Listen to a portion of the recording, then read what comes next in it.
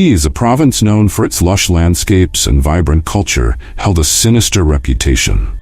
For generations, tales of the Aswang, a shape-shifting monster that feasts on human flesh, had been whispered among its people. Despite these stories, life in the province continued as usual, with most dismissing the legends as mere superstition. But for one family, the horror of the Aswang would become all too real. Maria and Juan had been married for 5 years when they received the joyous news that Maria was expecting their first child. The couple was overjoyed, and the entire village shared in their excitement. Maria's pregnancy progressed smoothly, and she radiated happiness. However, as she entered her 8th month, a dark cloud began to loom over their home.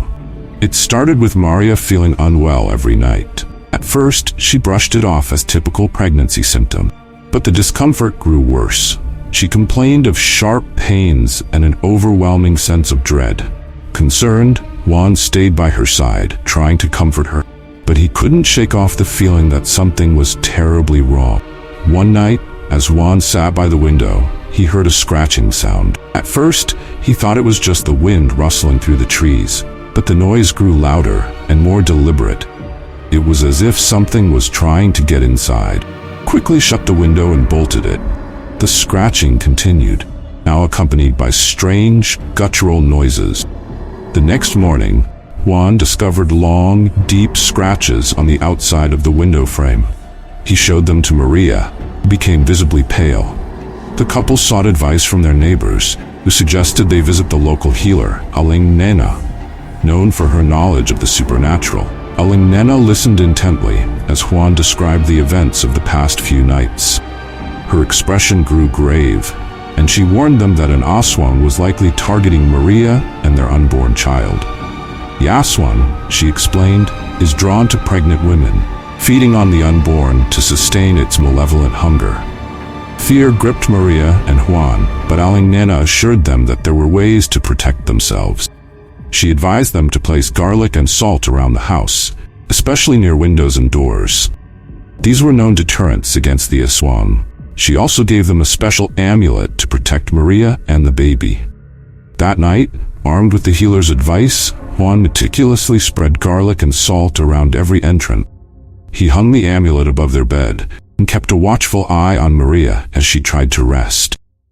The air was thick with tension, and every sound seemed amplified in the quiet darkness. Around midnight, the scratching returned, louder and more insistent. Juan felt his heart race as he clutched a knife, ready to defend his wife and child. The noises grew closer, and the windows rattled as if something was trying to force them open. The smell of garlic filled the room, mingling with Maria's fear and Juan's determination. Suddenly, a loud thud echoed through the house, followed by a high-pitched screech.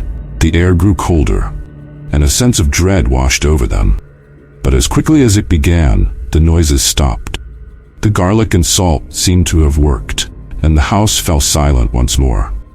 The following morning, they found more scratches on the windows and doors, deeper and more frenzied than before. Aling Nena visited the house and performed a cleansing ritual, burning herbs and chanting prayers to drive away the evil spirit. She reminded them to stay vigilant and never let their guard down. Days turned into weeks, and the disturbances seemed to stop. Maria's health improved, and the couple began to feel hopeful again. However, they couldn't shake off the fear that the Aswang might return. They kept the garlic and salt in place and the amulet close. One night, just as they were beginning to feel safe, the noises returned, louder and more menacing than ever.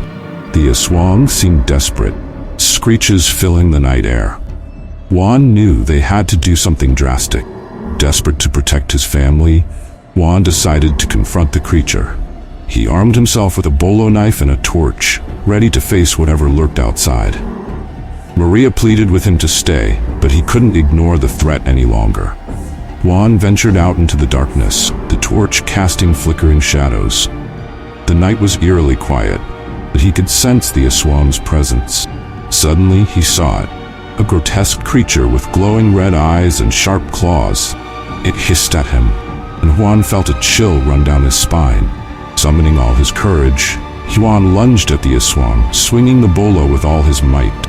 Creature screeched in pain as the blade connected, and it retreated into the shadows, leaving behind a trail of dark, viscous blood. Juan chased after it, determined to end the threat once and for all.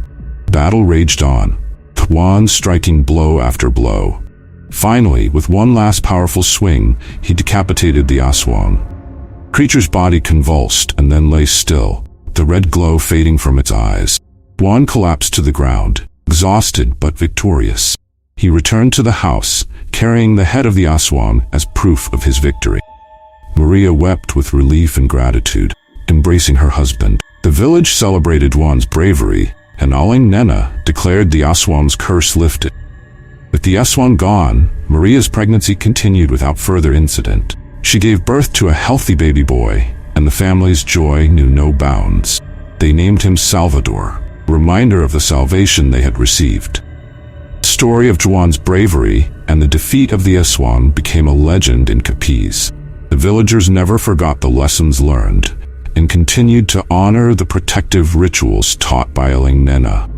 And though the fear of the Aswang remained, they knew they had the strength to overcome it. Thank you for joining us on this chilling journey. If you enjoyed this story and want to hear more eerie tales from Philippine folklore, don't forget to like, comment, and subscribe to Dilim Chronicle. Hit the bell icon so you never miss an update. Until next time, stay safe and always be aware. The unseen.